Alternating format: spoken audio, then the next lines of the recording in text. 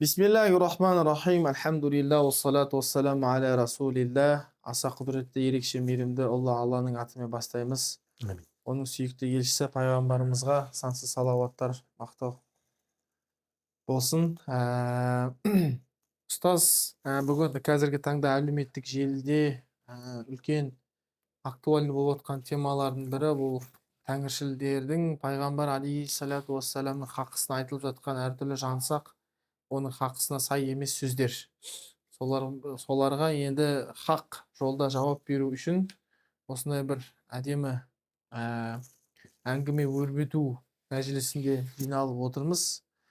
Қазіргі біздің әңгіме өрбітетініміз ол пайғамбар алейхиссалату вассаламның сол жаңа жоғарыда айтып кеткендей тәңіршілдердің оның хақысына айтып жүрген жаңсақ сөздеріне жауаптар, яғни хақ жол не екенін көрсету.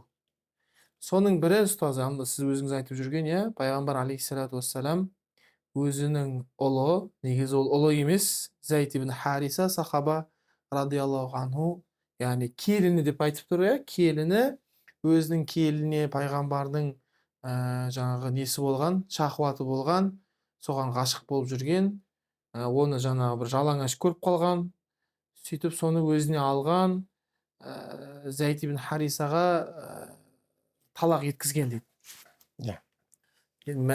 Ұстаз, жалпы сол турадан бастасақ, қалай ол пайғамбардың өз ұлы деген қалай, өз келінін әйел қылып алып алды дегені қалай, оған талақ еткізді дегені несі деген секілді. Ұстаз, бисмилля. Бисмиллахир-рахманир-рахим. Альхамдулиллахи раббил аламин. Вассалату вассаламу аля саййиди Мухаммад ва аля алихи сахбихи ажмаин. Дархан ұстаз, бірінші мынау ғой негізі. Жалпы мен көрермендерге де пайда болып кететін нәрсе айтып келіп тұр да. Мына алдарыңыздар иншалла бір тәңірші бір кездесіп қалса, оларды біз исламға шақыруға тырысайық, әдеппен, өзіміздің амалдарымызбен. Бірақ кейде момент болады, олардың нелеріне жауап беру, не болмаса олардың тәңіршілердің өздерінің діндері дұрыс емескенін көрсету. Сол кезде мынандай сұрақ қой, егер тәңіршімен бір қандай да бір сөз саластырып, бір ақиқатқа келетін болсаңыз, саған жеткілікті просто не сенің дәлелің деп сұрау. Не сенің дәлелің деп сұрау. Бірақ бұл тәңіршілге қатысты болу керек та әңгіме. Тәңірші неге дұрыс деу керек, мысалы? Не деп ойлайсың, оны айтуы мүмкін? Қандай дәлел бар онда? Дәлел жоқ қой. Енді Құран деп айта алмайды енді. Құран деп айта алмайды. Құранды мойындамайды. Құранды мойындамайды. Хадис демейді. Хадисті мойындамайды. Хадис мойындамайды. Неден шығуы мүмкін? Уахм. Ақыл деп ойлауы мүмкін оны, ақыл деп. Енді бұл тарих деуі мүмкін. Тарихтан немесе. Тарихтан біз айтамыз, енді тарихқа айтатын болсақ, біздің де хақымыз бар, біздікі көбірек. Тәңіршілдік жоқ қой, мысалы. Сен қарашы, қанша қабірлер бар да қазақтың жерінде.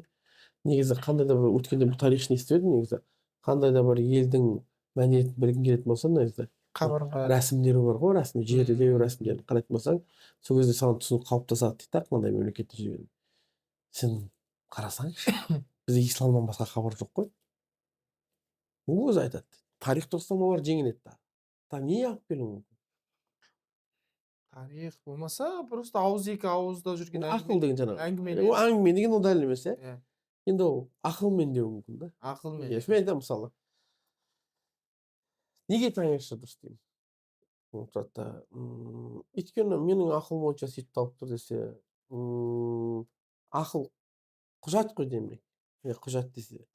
Енді менің ақылым тәңіршілікті дұрыс емес тауып тұр деймін мен. Кімдікі құжат болды сол кезде? Сол кезде отырып, сенің ақылың дұрыс емес деп, менің ақылымды күмәнге қоятын болса, демек ол өзінің дәлелін шығарып тұрған ақылмен, оны да күмәнге қойыпты да. Өзіне қарсы шықты ғой. Өйткені ақыл демек точно бермеуі мүмкін ықтималдығы бар екен да деп. Сондай шығып тұрады да ода. То есть мен айтпағым, бір рет ұстаздарды қарасаң, дін болу үшін кітап болу керек, пайғамбар болу керек деп білесің ба? Бұны адамдар түсінбеді, бұл важный момент. Өйткені белгілі бір ақиқат негізі бізде пайғамбар және кітаппен анықталады да.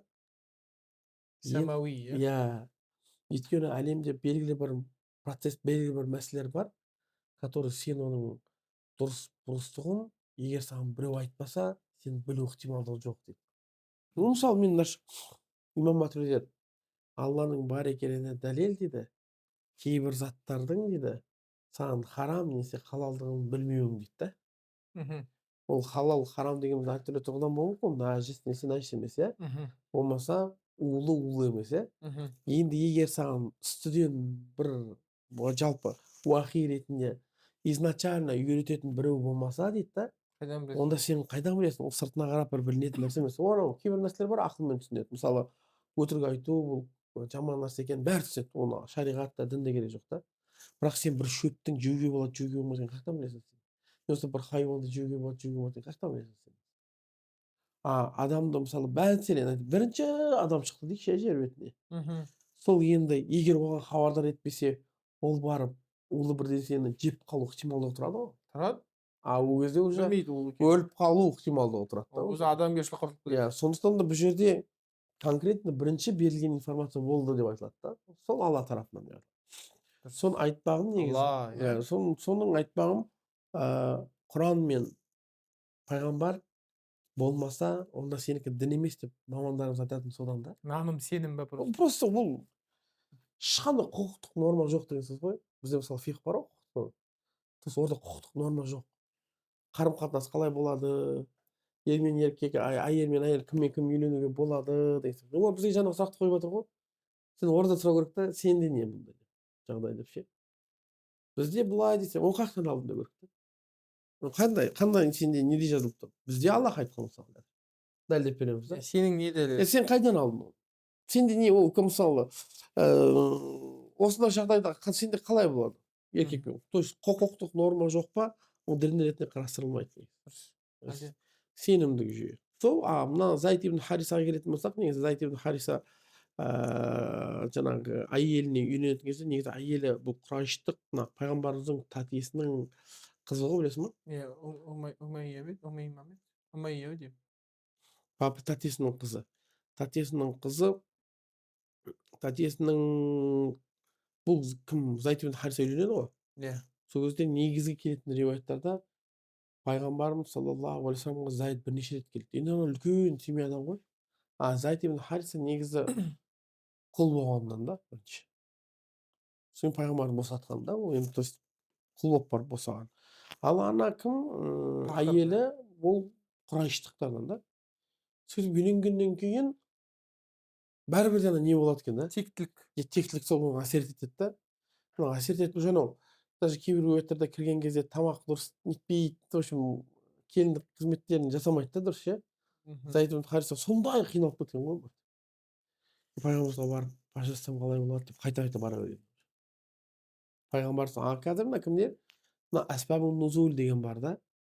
То есть Құран аятының түсу себептері деген бар.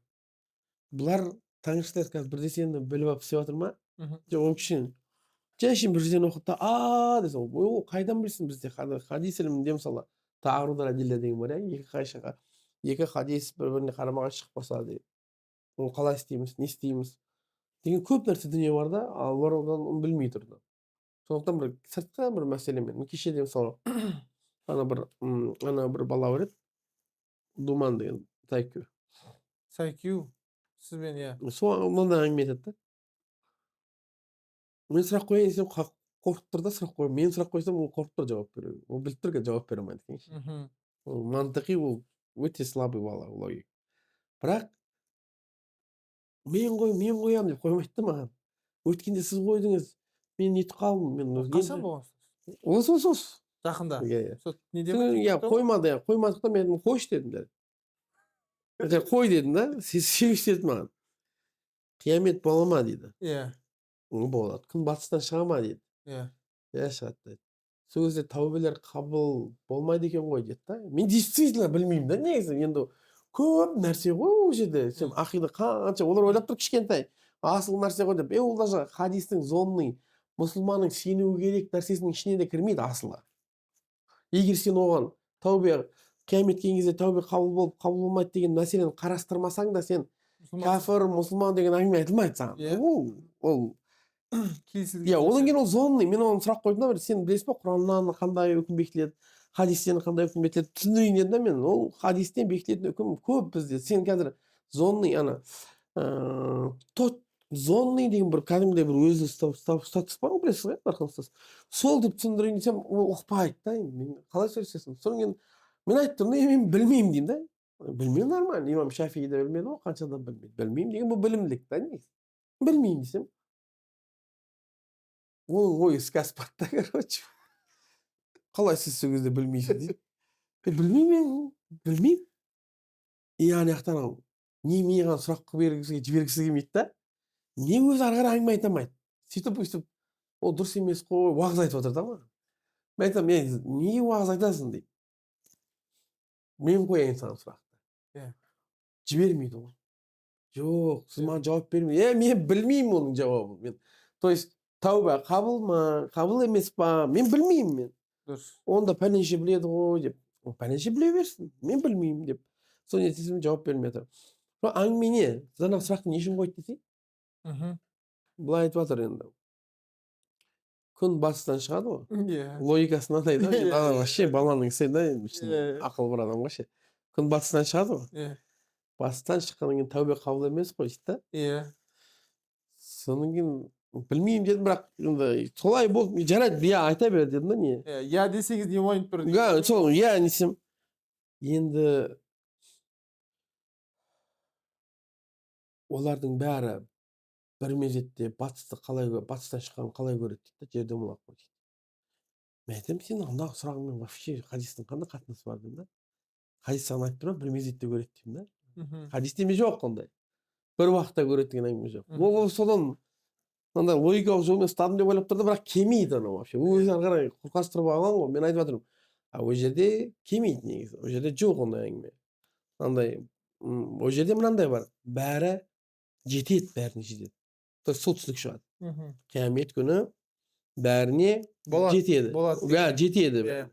Бірақ ол бір мезетте бәрі де болады деп бұл жерде айтылмаған ондай. Вообще сол предъявлениең сол болады болса, оны айтылмаған деймін да. Сенікі де дәлел емес. Жоқ, просто ол айтылмаған. Менен сұрап тұр ғой енді. Деп мен сұрақ қойын десем, қойғызбайды, короче. Қой десем қойғызбайды. Шығарып жіберді, қарсы жаздым. В общем, атеистерден ұят болады дедім. Ертеңгісін саған сеніп отыр ғой дедім бәрі. Піріп отырсың ғой, не ұят болады деп жаздым. До того қашқаннан просто мен шығарып жібермеді. Подпискадан шығып кетті ғой. Mana бұрында подписка ма сондай болып тұратын ғой. Содан да шығып кетті, короче. Байланыс болмасын деп. Содан да шығып кетті. Ұстаз, осы жерде бір нүктесін қояйық. Камераға қарай қайтайықшы. Все. Бүткіл атеистерге вызов. Я здесь атеист. Егер Сайкю Думан ба есімі? Иә. Сол Думан деген жігітпен кәдімгі ел алдына осы камераға шығып түксіз Ол шықпайды. Бірге бір егер сондай болса да дайынсыз ба ұстаз ол кісі? Тарған қайта айтылым. Ол қанша рет айттық. Қанша рет айттық, иә? Ол мен просто ол баламен айналысқым келмейді да. Қашады тек. Қашады бір, екінші білім де жоқ қой. Білім де жоқ. Біліп тұр ғой өзі білім жоқ екен. Білім жоқ екен өзі біліп тұр. Ол ұстанып тұр. Бірақ қазір елге бір білімді деген қара халық білмейді ғой енді қазір. Ол не, әйтеуір андай бір-екі термин жаттаған, бірақ біліп тұрған сияқты деп па? Иә, ойбай деп енді ол қазір қошемет болып жатыр, оған не болып жатыр да. Бірақ ол қайдан білсін, білімді адам болатын болса айтар еді да, ол түк білмей тұрған ше негізі. Сондықтан да мен енді сол тұрғыдан қарайтын болатын болсаң, негізі көңіл аударатын да бала емес. Иә, тек андай бір әңгіме болып кеткеннен кейін жарайды деп өткенде әңгіме болып кірмей кеткем негізі. Қоймай қойғаннан кейін осындай шығып жатыр деп кіре салып, кім Думан қалың қалай деп сұрақ қойын десем, сонымен шығарып жіберіп қашты ғой. Енді осы жерде сөзі өтірік болатын болса өзі айтар, бірақ негізі қашқан анық, даже видеода да тұр негізі қашқан. Мен салып қойдым негізі қайта қашқан. Ұстаз жаңа Заид ибн Харисаны айта берсек. Иә, енді сол әңгімені айтып жатқаным. Жаңағы мысалы хадис алып келді ғой. Вообще қатысы жоқ қой негізі. Сөз айтамын да, асбабу нузул болмаса уақиғ деген бар да, который пайғамбар белгілі бір оқиға айтқан ол хадисті ше. Тура мына тәңіршілердің Заид ибн Харисаның Құранның аяты қаншасы Құранның аяты ол негізі. Сол Құранның аятын ұстайды ол. Ахзаб пе? Ахзаб 34 34 па? Ахзаб 34 сүренің аятында келеді тұрды да, оның ішіндегі жасырғаны ма, оның ішіндегі уайымдағаны деген сөз бар ғой. 37 екен ұстаз. Оның ішіндегі бір неткені, ойлағаны, жасырғаны. Ол жерде ол тәсірлейді да, жасырғаны ол кімге, жаңағы Заид ибн Харисаның әйеліне деген өзінің ішіндегі махаббатын жасырған деп пайғамбар саллаллаху Ұстаз кешірім сұраймын, мына көрермендерге толық түсінікті болсын, мәселені айтып кетсек алейхи болады ма? вассалам. Айтшы тарқас сөз. Мәселе былай болған негізі. Құрметті көрермен, ол кісілердің айтатыны, жалпы пайғамбар алейхиссалату вассалам білеміз барлығымыз Зайд ибн Хариса атты сахабаны жас кезінде өзінің қамқорлығына алады. Және пайғамбар алейхиссалату вассалам әу баста сол Зайд ибн Харисаны арабтарда ежелде сондай бір дәстүр болады, келген баланы өзінің әкесі секілді алып, соған тектілікті береді. Яғни Зайд ибн Харисаның атын пайғамбар алейхиссалату вассалам Зайд ибн Мұхаммад ибн Мұхаммадтың баласы Зайд деп атын толықтай өзгертеді. Бірақ кейін Құран аяты түсіп, бұның дұрыс емес деген айтып, пайғамбар қайттан Зайдты Зайд ибн Мұхаммад деп емес, енді Зайд ибн Хариса деп атауды бұйырады. Сөйтіп содан бастап Зайд ибн Хариса болып кетеді ол кісі қайттан. Енді бір қызығы Зайд ибн Хариса радиаллаху анхуды пайғамбар өзінің әпкесінің қызы Зайнап есімді сахабаға радиаллаху анху екеуін үйлендіреді, некелестіреді, екеуі үйленеді, бір шаңырақта өмір сүреді. Енді осындай бір әлсіз жоқ хадис жетеді, то что бір күні пайғамбар алейхиссалату вассалам Зайдтың үйіне барып қалып еді. Сол кезде жаңа үйлерде тұратын сәтір болады ғой, бізде қазір есік деген секілді. Ол кезде мынандай сәтір, жел соғып сәтір ашылып, ішінде жаңа Зайнапты көріп қалады. Жалаңаш күйде Зайнапты көріп қалады да, Зайнапқа деген пайғамбардың ойы кетіп қызығып жүреді дейді. Сөйтіп кейін жаңағы Зайд радиаллаху анху қайта пайғамбарға келе бастайды. Жаңа оның не үшін келуінің себебін айтты. Өйткені үйде теңдік болмаған. Зайнап кішкене мен более жоғары тектен шыққанмын, сен түгің жоқ деген секілді нәрселер бола бастайды отбасыда әйел болғаннан кейін. Кейін пайғамбар алейхиссалату вассалам қайта келе бастайды. Талақ етсем қалай болады, ажырассақ қалай болады дейін. Пайғамбар не істейді? Олардың айтуы бойынша пайғамбар сол жерде ол екеуін ажырастырып, мәжбүрлі түрде. Өйткені неге ажырастырды деген кезде пайғамбар өйткені өзі кімді жалаңаш көріп қалды Зайнапты, соған қызығып жүрді дейді, алған. Сөйтіп барып екеуі ажырастырып пайғамбар алейхиссалату вассалам Зайнапты өзіне алған дейді. Өтірік әңгіме бәрі. Бірақ негізі ол өтірік әңгіме, қазір иншалла бәрін түсіреміз. И аят келеді. Сен осыны жасырдың деген аят келеді. Тухфи дейді. Тухфи деген сөз араб тілінде сен жасырдың дейді. И тәңіршілдер айтады, то что жасырып жүргені бұл жерде сол ақпарат дейді. То что Зайнапқа ойы кетіп жүрді, соны жасырып жүрді, Зайдқа айтпай. Енді сен олардан сұрашы, неге негізделдің? Иә, неге негізделдің? Өздерінен переводталған нәрсе не болмаса ислам дініндегі есепке алмайтын бір әдебиетті алып алғанда, соны алып жүр да. Негізі ислам дініндегі есепке алынатын әдебиеттерді қарайтын болсаң, имам Табари болатын болсаң, басқа да қарайтын болсаң, ол жердегі айтылып тұрған дүние және шарықтарда келетін дүние, то что пайғамбарымыз саллаллаху алейхи вассалам Зайд келеді қайта ажырассын, пайғамбар қанша оны сақтайды. Ажыраспа Зайд. Ажыраспа Зайд. Аятта да келеді ғой. Иә. Әмсик али. Иә. Ажыраспа Зайд. Мына жерде тухфи дегеніміз жасырып жүрген, білесің ба не дейді? Иә. Ғалымдарымыз айтады, Алладан әмір негізі кім мына Зайдпен кім әйелі ажырасады екенін білген дейді пайғамбар. Уақиғаға білдірген, иә? Иә, уже білген дейді да болашақта. И содан кейін пайғамбарымыз саллаллаху алейхи вассалам тұрып тұрды, ажыраспа Зайд. Жасырды деген осы мағыналы. Негізі біліпті, бірақ үйленетін өзі. То есть үкім келген дейді да. Бірақ пайғамбарымыз саллаллаху алейхи вассалам осы жерде оны мынаны жасап тұрған жоқ, өзінің махаббатын. Пайғамбар екеуінің ажырасып, кейін Алладан әмір келеді, Зайдтың әйелімен уже ажырасып кеткеннен кейін, ол ажырастырып жатқан жоқ. Ажырасып кеткеннен кейін. Бірақ сонда да пайғамбар Зайд деген сайын ажыраспа Зайд. Кім десеңіз, Табари, Алла рахмасын. Табарани дедім. Табари, Алла рахмасын. Түсіндіреді ол қойсайшы, ұстаз. Еше шәкірттерім кітаппен келіп түсіндіріп жатыр.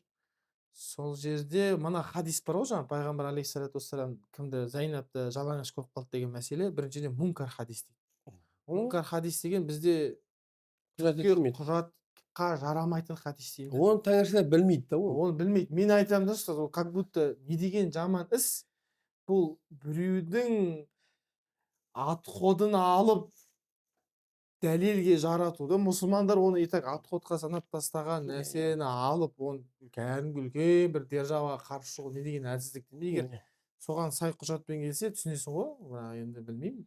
Соны айтады ұстаз. Ана тухфи кім түсіндіреді? Табари. Иә. неге Зайнапты алу маңызды болды дейді да пайғамбар алейхиссалату вассаламға. Зайнапты Зайдтың ажырасып кеткеніне неге алу маңызды болды деген кезде, өйткені негізі білеміз пайғамбарлардан алейхиссалату вассалам ұл қалмау керек ұқсас. Өйткені адамдар одан мирасқор, пайғамбарлық жалғасады деген секілді қате түсінік қалыптасады да ұстаз. Иә. Енді пайғамбар алейхиссалату вассалам егер шынымен Зайд өзінің қан баласы болса, ол кезде барып одан ажырасқан әйелді алса, ұяттау болар еді Иә, шынымен. харам ғой. Өзінің баласы болады. Ажырасып кетсе ұстаз. Жоқ, болды ғой ол. Ажырасып кетсе де баласына үйленбейді. Ажырасып кетсе де болмай ма ұстаз? Баласына үйленбейді. Ажырасып кетсе егер. Неке бұзылып кетті полный. Әкесінің де баласының да екеуі бір-біріне харам ғой. Енді ұстаз ол кісі түсіндіреді. Неге деген кезде өйткені Зайдтың өзінің баласы емес екенін көрсету. Иә, сол ғой. Сондықтан баласы айтты ғой. емес екенін Өйткені пайғамбар ол амалға бармайтын еді ғой. Үйтсе бармайтын еді. Бірақ пайғамбардың баруы дәлел дейді, то что Зайд оның баласы емес. Өйткені бұл жұртқа, яғни кейінгі үмбетке көрсету керек болды да. То что Зайд менің балам емес. Яғни одан алған, яғни как діндегі бауыр секілді. Діндегі бауыр анамен ажырасып кетті, ол барып әйеліне сөз салды, алды деген. Бірақ оның өзінен де еще Алла үйлендірген ғой оларды. Алла өзі үйлендірді, даналық. Ол бар. Одан кейін Дархан мүшриктер жүр ғой. Дұрыс па сияқты? Иә. Жалпы бұл істе пайғамбарымыз саллаллаху алейхи. Енді қазір бізде бірсе мәтінде селіп бір қой, бізге селіп бір қой дейтін болмаса, негізі шәһидке қарау керек, тағы да басқа куәгерлерге қарау керек та. Сол кезде сен қарайтын болсаң, мүшриктер жүр ма сол заманда? Мүшриктер жанында жүр, тола. Момент іздеп жүр ма? Іздеп жүр. Білесіз бір хадисте пайғамбарымыз қалай кінәлаймыз деп кәдімгі арылып. Иә, жиналып. Вариант дейді ғой. Делегация келіп. Егер шынымен де әйелін, жаңағы Зайдтың әйелін ажырастырып үйленетін жағдай болатын болса, мүшриктер бірінші естіп, мүшриктер сол жағдайда мүмкін қалдырмас еді да негізі. Иә. Мүшриктер де үндемейді. Одан кейін барып пайғамбарымыз саллаллаху алейхи вассаламды әйел құмар деп айту вообще негізі ақылға қисын келмейді да. Өйткені пайғамбарымыз саллаллаху бұл возрасттарда негізі уже байға келген кезде қазіргі жай адамның әйелге қызығатын возрастын ұмытып кеткен возрасттар ғой мынаның бәрі. Пайғамбарлық келгенде. Біз уже әйел құмарлық темасына кетіп отырмық ұстаз. Енді жалпы енді қазір не деп айтып отыр енді? Не үшін алды? Типа әйел құмарлықтан алды деп отыр ғой енді. Кімнің Зайдтың әйелі не үшін алды деп отыр? Пайғамбар қатын құмар дейді. Иә, сол тұрғыдан. Сол не үшін алды деп отқан? Сен енді мен айтамын да, сен логиканы қарасайшы. Ол әйел құмар болатын болса, одан мүмкіндік болды ғой деймін да. Үйленуге да. Соң бір ғалымдар айтады да, ол Зайд ибн Харисаға үйленбестен мүмкіндік болды ғой, кім Зайнапты алуға да. Қанша мүмкіндік болды барып алса болатын еді. Алмады дейді да. Ол өйткені жалпы қисын танақ болды дейді. Қисынға сәйкес емес дейді да оқиға. Одан кейін пайғамбарымыз саллаллаху алейхи уассалам жалпы әйел құмар болатын болса, оның қалған әйелдерін көретін болсаң, Айшадан басқа, Айша мен Омардан басқа әйел қызы бар ғой, Омардың, Хафса. Әбу Бәкірдің Айша қызынан басқасын бәрі үлкен жастағылар болған ғой. Үлкен жастағы. Даты бір жаста бір кейбір осынdan келеді. Пайғамбар бір әйелге үй салған кезде мен де жасым осындай, сен де жасың осындай деп тұрып алады да.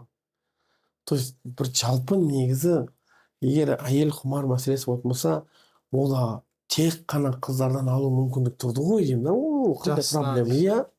Бірақ сол амалға бармауының өзі айтады да пайғамбарымыз саллаллаху алейхи вассалам нақақтан нақақ жалбастан жалан негізі. Жалпы көп әйел алуында себеп ұстаз?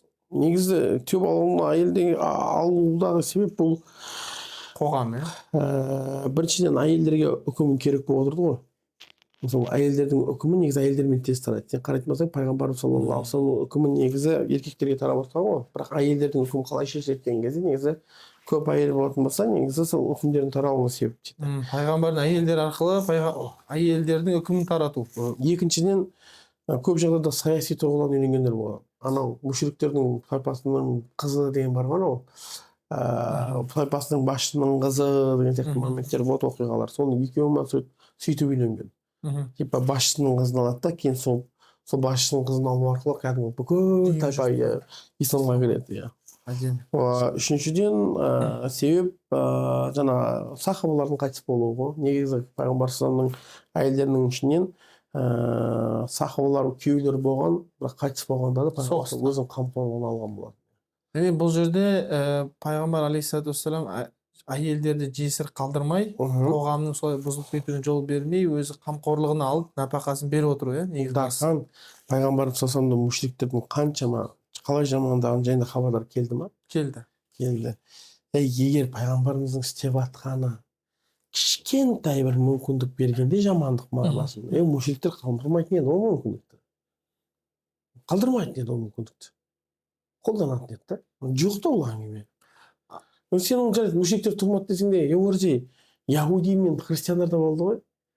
Алла пайғамбар саллаллаху айтып жатқан Құранның ішіне яһуди мен христиандарды лағнеттеліп жатыр да. Енді яһуди мен христиандар осы жерде мүмкіндік болып отыр, олар Құранда лағнеттеліп жатыр да. Сен тұрып еще мына пайғамбардың осындай іс-әрекетін көре тұра оны үндемей қалады дейсің ба? Оны айтатын еді да. Как енді мушриктер жарайды, оларды қорқытқан шығар. Ол жерде яһудилер бар, насранилар да. Ешкім айтпаған ештеңе. Жалпы өйткені бұл пайғамбар саллаллаху алейхи іс-әрекетінен ешқандай бір нәрсе көрінбеген, ол сонда әдейі қызыққұмарлықпен істелмеген да. Егер уақиға қарайтын болсаң. Сіз не ойлайсыз? Жақсы өзіңіз, жақсы айттыңыз. Сіз не ойлайсыз деген ғой жалпы? Тағы да бұған қосатын неңіз бар? Жоқ, сол пайғамбар алейхиссалам көп әйел алуда бас себеп сол не деп ойлаған? Қамқорлық қалу. Көп әйел ясың, Заид ибн Харисаның әйелі сол өтірікке сай, өтірік ол, шындыққа сай емес та ол. Өйткені пайғамбар сол түнде ойлады деген соң просто кейбір бауырларға айтатынбыз, егер таңертеңмен нетіп жатсаң, андағы мәтін қабыл емес деп ол. Қазір заманмен де көрсек болады сол, өйткені көптеген мысалы әйелдер мысалы күйеуімен ажырасып кетсе, не істеп кетсе де жаңа не дейді сұрайтын. Бұрынғы күйеуінен не алады ғой ұстаз? Алимент. Алимент алады деген сияқты. Яғни қай қоғамда да по-любому әйел қамқорға мұқтаж. Қамқорлық керек оған бір еркектен деген сияқты. Олай болмаса қазір қиын. Пайғамбар алейхиссалату вассалам жалпы соны бір жағынан жабу ғой, иә. Ұстаз, мына мәселе ше. Айша анамыздың радиаллаху анха жастайынан некелесуі пайғамбар алейхиссалату вассаламмен. Сахих Бухарида келеді. 7 жасында некелесіп, 9 жасында қосылды деп келе ме? Иә. 6 жас дейді, 7 жас дейді.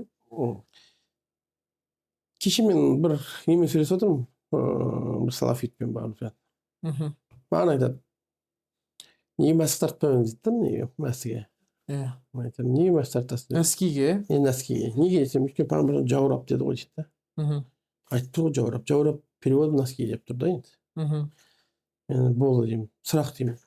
Сахих Бухарида келді ма, пайғамбар саллаллаху алейхи 7 жасында үйленіп 9 жасында қосылды деп. Иә дейді, мен айтамын, дұрыс па, дұрыс емес па деймін. Қазір десем, дұрыс емес. Неге пайғамбар соны істеді десем, енді біз сол заманда ғұрфқа қарамыз керек қой дейді да. Айтамын енді, енді сен бұл мәселеде ғұрфқа қарап тұрсың ба? Енді жаурап та сол неге айтылды, сол ғұрфқа қаралмайсың сол уақыт. Өйткені сол уақытта жаурап неге айтылды? Жаурап ол уақытта тек қана нәскиге, кожадан келетін нәскиге айтылған да. Сондықтан сен мына жақта ғұрфқа секіріп, мына жақта ғұрфқа секірмейтін болсаң, бұл екеуі екі түрлі да. Сен екі әділетсіз болып тұрсың былайша айтқанда. Бірақ менің айтқан бұл жерде тоже бауырларымыз білмейді, мысалы ғұрфтық мәселе деген бар. Кейде үкімдер ғұрфқа қарай өзгере береді. Мысалы Абу Ханифа бір жылдар айтқан, әйел адамға әртүрлі түсет киген сүннет деген да. Сөйтіп Мұхаммад пен Абу Юсуф келгенде жоқ қара киген сүннет деген. Неге деген кезде ғалымдар бұл ихтилаф заман дейді да. То есть Абу Ханифа бұл үкімді берген кезде әлі бәрі бұзылмаған, кішкене жақсы киіп, қоғам жақсы киіп деп отыр да. Сондықтан әртүрлі түсет кие беруге болады. Мұхаммад пен Абу Юсуфтың келген заманда уже не тараған дейді да, бұзылу тараған. Сондықтан да ортыртта қара киген дұрысырақ сүннет деп айтты. Енді қарасаң, бұл өзгерту неге қатысты өзгерту? Ғұрф заман өзгерді ма? Кейбір үкімдер өзгереді, кейбір үкім емес дейді.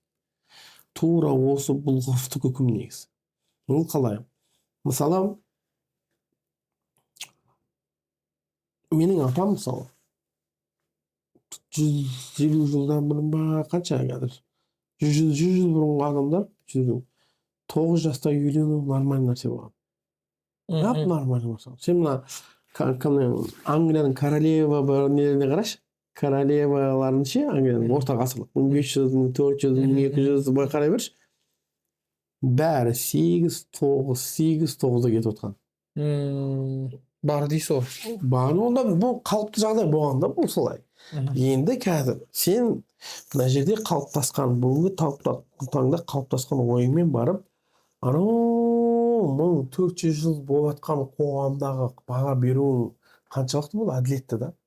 Қисынға келмейді. Мүлдем келмейді. Дұрыс, әдемі.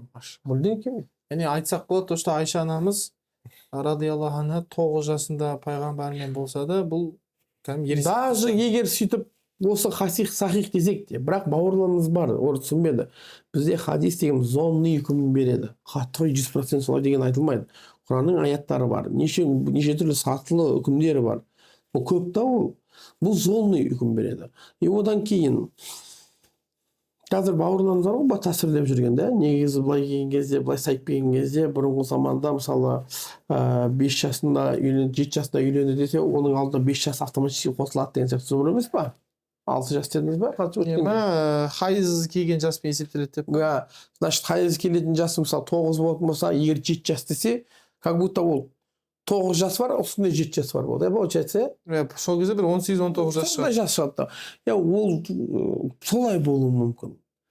Сен қалай енді қаншама ақтив бала отыра, сен тұрасында пайғамбарымыз солай жаман адам дейсің. Қаншама ықтималдық бар. Жаңағы сен бүгінгі таңмен өткенге баға бере алмайсың. Екіншіден, оның сен түсіну, мәтінді түсіну тұрғысынан үкім бар. Үшіншіден, бұл мәтін дұрыс дегеннің өзімен бұл зонный береді, бұл қатты емес, точный, 100% сенім деген әңгіме емес. Күмән тудыртатын ақпарат. Сондықтан да мен айтпағым. Жалпы бұнымен ұстап алып, қарашы, исламның әділдігі да. Негізі сен бір нәрсе жоққа шығарып келетін болса, оның ақылы тұрғыдан ақиқатқа сай емес екенін туралы зерттейсің ғой. Исламның қуаттылығы да өзінің прям заты тұрғысынан тескізбей тұр ғой ешкімді. Ақиқаттылығын жоғалтпай тұр. Ақиқатын жоғалтпай, просто әңгіме айта алмайсың исламға. Просто бір айыпты кішкентай кірді. Кеше де жаңағы баланы айтып отыр ғой. Батыстан шығып, не әңгіме деймін да, ол қандай, мен соны қарашқанда польза алып отырмын да. Ол тұрып сол сұрақ қойды да, мен тұрдым, ол сұрақты білмеймін дедім. Білмеуін қалып жағдай дедім да. Соны айтырмын да, сен Құдай жоқ деп отырсың, әкелші мен саған сұрақ қойайын десем, ол жауап бермей қашты да. Менің оның алдында қана хадистің, кішкентай хадистің бір мәселенің бар ішіндегі да, мен білмеймін деп айтуым исламды жоққа шығармайды ғой. Бірақ оның, сен Құдай жоқ деп отырсың ғой, кеш жауап берші деген кезде оның қашуы, оның полный системасын жоққа шығарып тұр да оның. Соны айтып тұрмын, біздің исламда, мысалы, ақылы тұрғыдан дұрыс дін ғой.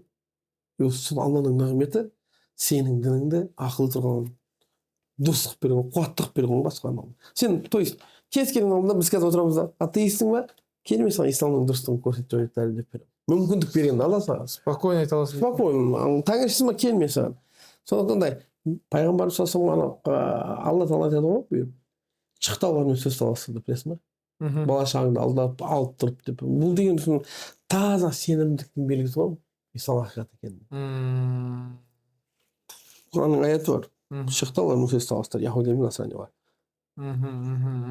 Бала шағаларын алып шығыңдар дейді да. Пайғамбар соны қуаса бір сені алып шығып барады дейді. До конца,